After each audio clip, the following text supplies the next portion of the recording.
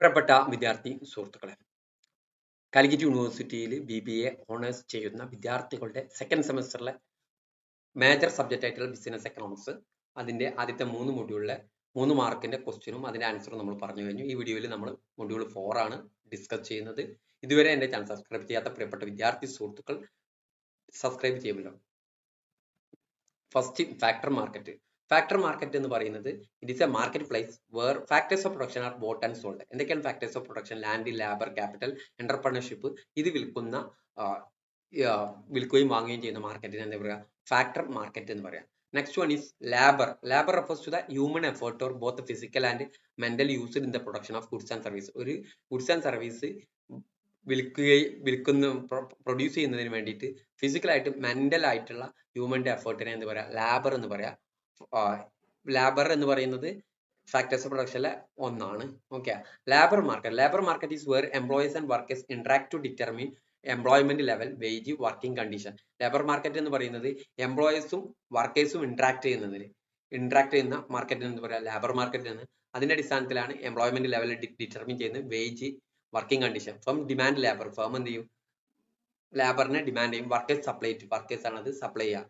Wage rate determine ചെയ്യുന്നത് ഇതിന്റെ ഫാക്ടേഴ്സിന്റെ supply and ഡിമാൻഡിന്റെ അടിസ്ഥാനത്തിലാണ്. Skill, experience and government regulation. Nominal wage ഉണ്ട്, റിയൽ വേജ് ഉണ്ട്.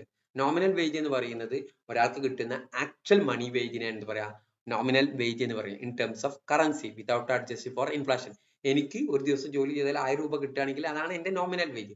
റിയൽ വേജ് എന്ന് പറയുന്നത് ആ വേജിന്റെ പർച്ചേസിംഗ് പവർ നോമിനൽ വേജ് ആണ് റിയൽ വേജ് എന്ന് പറയുന്നത്. ഇറ്റ് അഡ്ജസ്റ്റ് വിത്ത് ഇൻഫ്ലേഷനെ അഡ്ജസ്റ്റ് ചെയ്തുകൊണ്ടാണ് റിയൽ വേജ്. എനിക്ക് ഇന്ന് 1000 കിട്ടിക്കഴിഞ്ഞാൽ 4 കൊല്ലം കഴിഞ്ഞാൽ 1000 കിട്ടിയാൽ നോമിനൽ വേജ് സെയിം ആയിരിക്കും. പക്ഷെ റിയൽ വേജ് എന്തായിരിക്കും? 4 കൊല്ലം കഴിഞ്ഞാൽ എക്കോണമിയിലെ പ്രൈസ് ലെവൽ കൂടും, അപ്പോൾ റിയൽ വേജ് കുറയും. Nominal wage divide by price ലെവലാണ് റിയൽ വേജ് എന്ന് പറയും. Industrial relation. It refers to the relation between employees, trade union, government in the market place. Work പ്ലേസിലുള്ള എംപ്ലോയീസും ട്രേഡ് യൂണിയനും ഗവൺമെന്റ് ഒക്കെ തമ്മിലുള്ള റിലേഷൻഷിപ്പിന് എന്ന് പറയാം ഇൻഡസ്ട്രിയൽ റിലേഷൻസ് എന്ന് പറയാം. It focus on maintaining peaceful and productive work environment by resolving conflict, ensuring work rights and balancing interest of all parties. ഇത് peaceful and productive work environment ഇത് മെയിൻറ്റെയിൻ ചെയ്യുന്നുണ്ട്. കോൺഫ്ലിക്റ്റുകൾ റീസോൾവ് ചെയ്യുന്നുണ്ട്. വർക്കേഴ്സിന്റെ റൈറ്റ് എൻഷുർ ചെയ്തുകൊണ്ട് തന്നെ. അതുപോലെ തന്നെ എല്ലാ പാർട്ടീസിന്റെയും ഇൻട്രസ്റ്റ് ബാലൻസ് ചെയ്യുന്നുണ്ട്. ഇനി industrial discipline refers to adherence to rules, regulation and procedures within industrial or workplace setting. Workplace സെറ്റിങ്ങിൽ അല്ലെങ്കിൽ വ്യവസായത്തിലുള്ള അവിടെയുള്ള റൂൾസ്, റെഗുലേഷൻ, പ്രൊസീജിയേഴ്സ് എന്നൊക്കെയാണ് എന്താ പറയുക ഇൻഡസ്ട്രിയൽ ഡിസിപ്ലിൻ എന്ന് പറയുന്നത്. ഇത് orderly conduct, productivity, harmony between employees and employees ഇതൊക്കെ എൻഷുർ ചെയ്യുന്നുണ്ട്. ഇതിന് എന്തെങ്കിലും വന്നു കഴിഞ്ഞാൽ ഇൻഡസ്ട്രിയൽ ഡിസിപ്ലിൻ പാലിച്ചിട്ടില്ലെങ്കിൽ ലാക്ക് ഓഫ് പ്രൊഡക്ടിവിറ്റി ലാക്ക് ആവും. അതുപോലെ തന്നെ എംപ്ലോയീസ് മിസ്കണ്ടക്ട് ഉണ്ടായിരിക്കും, പുവർ വർക്ക് കൾച്ചർ ഉണ്ടായിരിക്കും. Industrial unrest. It refers to the situation where employees are unhappy or dissatisfied with their working condition. Work ചെയ്യുന്ന ആളുകൾ എന്താണ് എംപ്ലോയീസ് എന്തായിരിക്കും? അൺഹാപ്പി ആയിരിക്കും, ഡിസാറ്റിസ്ഫൈഡ് ആയിരിക്കും അവരുടെ വർക്കിംഗ് കണ്ടീഷൻ. ഇത് സ്ട്രൈക്ക്, പ്രൊട്ടസ്റ്റ്, ലോക്കൗട്ട് ഇതിലേക്കൊക്കെ നയിക്കും. ഇത് പ്രൊഡക്ഷനെ, എംപ്ലോയ്മെന്റിനെ, എക്കോണമിയെ നെഗറ്റീവ്ലി ഇമ്പാക്ട് ചെയ്യും. Trade unionism refers to the organization of workers into trade unions to protect and promote their interest.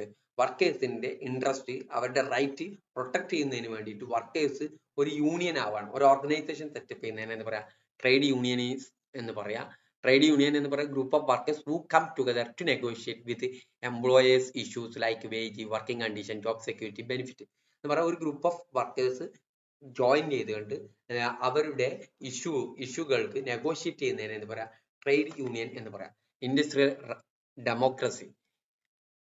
It refers to the workers participation in management decision and democratic governance of work പ്ലേസിലെ management ഡിസിഷനിൽ workers participate ചെയ്യുന്നതിന് എന്ന് പറയാം industrial democracy എന്ന് പറയാം. Collective bargaining is a negotiation process between employees and എംപ്ലോയീസും തമ്മിലുള്ള ഒരു കളക്റ്റീവ് ആയിട്ടുള്ള ഒരു നെഗോസിയേഷൻ എന്ന് പറയാം കളക്റ്റീവ് ബാർഗനിങ് എന്ന് പറഞ്ഞാൽ to determine wage, working condition, benefit and other employment terms. Power in the labour market. The concept of Power in labor market refers to the ability either employers or workers to influence wage level, employment condition, overall labor market outcome. Labour മാർക്കറ്റിലുള്ള wage level, employment condition, overall labour market ഔട്ട്കത്തിൽ എംപ്ലോയേഴ്സിനും അല്ലെങ്കിൽ വർക്കേഴ്സിനും influence ചെയ്യാൻ കഴിയണം. അതിന്റെ എബിലിറ്റിയാണ് എന്ത് പറയാ, power in the labour market എന്ന് പറയാം. Okay. Low pay in the labour market. Labour മാർക്കറ്റിൽ ലോ പേ എന്ന് പറയാം wage that are insufficient to meet basic living standard. Work ചെയ്യുന്ന വർക്കേഴ്സിന്റെ ബേസിക് ലിവിങ് സ്റ്റാൻഡേർഡ് മീറ്റ് ചെയ്യാൻ കഴിയാത്ത രീതിയിലാണ് അവരുടെ വേജ് എങ്കിൽ low pay in the labour market. അതിന് ചിലപ്പോൾ ലോ സ്കിൽഡ് ജോബ് ആയിരിക്കും, ഇൻഫോർമൽ എംപ്ലോയ്മെന്റ് ആയിരിക്കും, വീക്ക് ലേബർ പ്രൊട്ടക്ഷൻ ആയിരിക്കും. Discrimination in the labour market. Discrimination എന്ന് പറയുമ്പോൾ when workers with similar work and experience receive different wage or job opportunities based on characteristics such as gender, race, ethnicity, disability or religion. Gender, race, ethnicity, disability or religion ഒക്കെ അടിസ്ഥാനത്തിൽ different wage ഒരേ ജോലിക്ക് കൊടുക്കാൻ discrimination in labour market. Pricing capital service. Pricing capital service ആണ് ക്യാപിറ്റലിന് അതിന്റെ production use ചെയ്യുമ്പോൾ ഉണ്ടാകുന്ന കോസ്റ്റിനെ എന്ത് പറയാ, പ്രൈസിങ് ഓഫ് ക്യാപിറ്റൽ സർവീസ് എന്ന്. ഇതിനെ നമ്മൾ ഇൻട്രസ്റ്റ് റേറ്റ് എന്ന് പറയും. Government intervention in market. Government intervention in market refers to the action taken by government to influence the economy and correct market failure. Market failure correct ചെയ്യുന്നതിന് വേണ്ടിയിട്ടും എക്കോണമിയിൽ influence ചെയ്തുകൊണ്ട് government മാർക്കറ്റിൽ ആക്ഷൻ എടുക്കുന്നതിന് എന്ത് പറയാ, ഗവൺമെന്റ് ഇന്റർവെൻഷൻ മാർക്കറ്റ് എന്ന് പറയാം. ഇത് റെഗുലേഷനുകളായിരിക്കാം, ടാക്സസ് ആയിരിക്കും, സബ്സിഡി ആയിരിക്കും, പ്രൈസ് കൺട്രോൾ ആയിരിക്കും, പബ്ലിക് സർവീസുകളായിരിക്കും. ഇനി firm responsibility. Firm responsibility refers to the company ethical obligation to contribute positively to society while conducting its business operation. ഒരു ബിസിനസ് ഓപ്പറേഷൻ കണ്ടക്ട് ചെയ്യുമ്പോൾ സൊസൈറ്റിക്ക് പോസിറ്റീവായിട്ട് കോൺട്രിബ്യൂട്ട് ചെയ്യുന്നതിന് എത്തിക്കൽ ഒബ്ലിഗേഷൻ എന്ന് പറയാം, ഫേം റെസ്പോൺസിബിലിറ്റി എന്ന് പറയാം. ഇതിന്റെ broader concept that include corporate social responsibility എന്ന് പറയും. ഓക്കെ. ഇനി ലിബറലൈസേഷൻ. ലിബറലൈസേഷൻ എന്ന് പറയാൻ ഗവൺമെന്റ് റെസ്ട്രിക്ഷന് റെഡ്യൂസ് ചെയ്യാണ്, എക്കോണമിയിലെ കൺട്രോളിൽ ഗവൺമെന്റ് റെസ്ട്രിക്ഷൻ റെഡ്യൂസ് ചെയ്യുന്നതിനെ ലിബറലൈസേഷൻ എന്ന് പറയും. Allowing greater participation of private enterprises, free trade, open market, reduced regulation. ഇതിന് ഇനി പ്രൈവറ്റൈസേഷൻ എന്ന് പറയുന്നത് പബ്ലിക് സെക്ടറിലുള്ള ഗവൺമെന്റ് സർവീസുകൾ ഗുഡ്സ് ഇത് എന്ത് ചെയ്യാണ്, അതിന്റെ ഓണർഷിപ്പ് പ്രൈവറ്റിലേക്ക് ട്രാൻസ്ഫർ ചെയ്യുന്നതിന് എന്ത് പറയാം, പ്രൈവറ്റൈസേഷൻ എന്ന് പറയാം. ഇതിലൂടെ എഫിഷ്യൻസി ഇംപ്രൂവ് ചെയ്യും, പ്രൊഡക്ടിവിറ്റി ഇംപ്രൂവ് ചെയ്യുക, പ്രോഫിറ്റബിലിറ്റി ഇംപ്രൂവ് ചെയ്യുക എന്നതാണ് aim. Globalization is a process of increasing interconnectedness or interdependence among countries through trade, investment, technology and cultural exchange. ഇവർ തമ്മിലുള്ള ഒരു ഇന്റർകണക്ട്നെസ് അല്ലെങ്കിൽ ഇന്റർഡിപെൻഡൻസിന് എന്ത് പറയാം, ഗ്ലോബലൈസേഷൻ എന്ന് പറയാം. ഫിസിക്കൽ പോളിസി എന്ന് പറയുന്നത്, fiscal policy refers to the government use of taxation and public spending to influence the economy. എക്കോണമിയിൽ ഇൻഫ്ലുവൻസ് ചെയ്യുന്നതിന് വേണ്ടിയിട്ട് ഗവൺമെന്റ് എടുക്കുന്ന പോളിസികളെ എന്ത് പറയാം, ഫിസിക്കൽ പോളിസി എന്ന് പറയാം. പ്രധാനമായിട്ട് taxation, public spending, budgeting, public ഡെപ്ത് ഇതൊക്കെ ഇതിൽ ഉൾക്കൊള്ളുന്നതാണ്. ഇനി മോണിറ്ററി പോളിസി എന്ന് പറയുന്നത് it is action taken by the central bank of the country. രാജ്യത്തിന്റെ സെൻട്രൽ ബാങ്ക്, ഇന്ത്യയിലാകുമ്പോൾ RBI, to regulate money supply, interest rate and credit availability in economy. എക്കോണമിയെ റെഗുലേറ്റ് ചെയ്യുന്നതാണ്. എക്കോണമിയിലെ money supply, interest rate, credit availability ഒക്കെ അതൊക്കെ regulate ചെയ്യുന്നതിന് വേണ്ടിയിട്ടാണ് monetary policy. ഇതിലൂടെ എക്കണോമിക് സ്റ്റെബിലിറ്റി അച്ചീവ് ചെയ്യുക, ഇൻഫ്ലേഷൻ കൺട്രോൾ ചെയ്യുക, പ്രൊമോട്ട് എക്കണോമിക് ഗ്രോത്ത്. ഇനി quantitative instrument of monetary policy, repo rate. Repo rate എന്ന് പറയുന്നത് the interest rate at which RBI lends to commercial bank. Commercial ബാങ്കിന് RBI കൊടുക്കുന്ന ലോണിന്റെ interest rate ആണ്. Okay. Reverse repo rate. Reverse repo rate the interest rate at which RBI borrow from bank. ബാങ്കിൽ നിന്നും RBI borrow ചെയ്യുന്നതിനുള്ള interest റേറ്റിനെ reverse repo rate എന്ന് പറയും. Cash reserve ratio, the percentage of total deposit bank must keep with RBI. അവർക്ക് ഒരു ബാങ്കിന് കിട്ടുന്ന അവരുടെ ടോട്ടൽ ഡെപ്പോസിറ്റ് ഇത്ര പെർസെന്റേജ് RBI കീപ്പ് ചെയ്യണം. അതിനെ എന്ത് പറയാം, cash reserve ratio. SLR, statutory liquidity ratio, the proportion of bank reserve to be maintain government security. Government security ആയിട്ട് ബാങ്ക് മെയിൻറ്റെയിൻ ചെയ്യുന്നതിന്റെ പ്രൊപ്പോർഷനെ എന്ത് പറയാം, SLR എന്ന് പറയാം. ഓക്കെ. ഇനി quantitative easing. Quantitative easing is a monetary policy tool used by central bank to introduce new money into circulation by purchasing government bond and other financial asset. Government എന്താണ് ഒരു പഴയ കാലത്തിന് ട്രഡീഷണൽ ആയിട്ടുണ്ടായിരുന്ന മോണിറ്ററി പോളിസിയാണ്. അതിന് ചെയ്യുന്നത് central bank എന്ത് ചെയ്യും, പുതിയ മണി circulate ചെയ്യും. ഇതിലൂടെ എന്ത് ചെയ്യും, മണി സപ്ലൈ ഇൻക്രീസ് ചെയ്യും. അതിന്റെ അടിസ്ഥാനത്തിൽ lowers interest rate, encourage lending and investment, stimulate economic growth. ഇനി balance of payment. Balance of payment എന്ന് പറയുന്നത് systematic record of all economic transaction between resident of a country and rest of the world over specific period.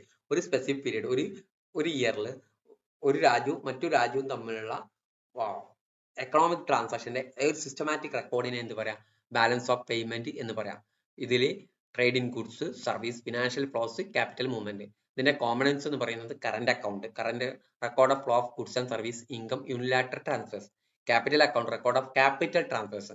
മറ്റത് goods and service, income, unilateral transfers ആണ് അതിൽ ഉണ്ടാവുക. Capital റെക്കോർഡിൽ capital ആയിട്ടുള്ള transfers, non produced, non financial asset, ഇൻവെസ്റ്റ്മെന്റും കാര്യങ്ങളൊക്കെയാണ് capital account. Official reserve account record change in countries foreign exchange reserve manage by central bank. കൺട്രിയുടെ foreign exchange reserve central bank manage ചെയ്യുന്ന അക്കൗണ്ടിനാണ് ഒരു ഒഫീഷ്യൽ റിസർവ് അക്കൗണ്ട് എന്ന് പറയാം. പിന്നെ errors and omission.